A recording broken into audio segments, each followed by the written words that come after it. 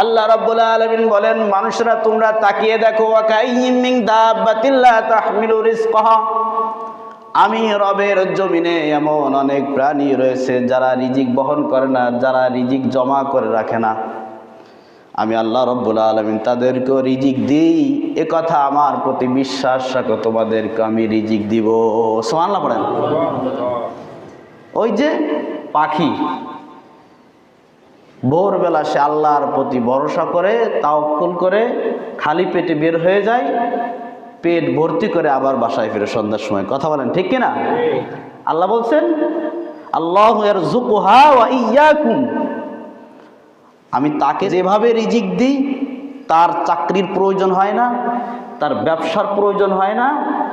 আমার প্রতি ইয়াকিন রাখো, দুনিয়াতে আমি তোমাকে পাঠিয়েছি আমার ইবাদত করার জন্য, তুমি আমার হুকুম পালন করো। পাখিকে যেভাবে আমি রিজিক দিই, তোমাকেও আমি সেইভাবে রিজিক দেব।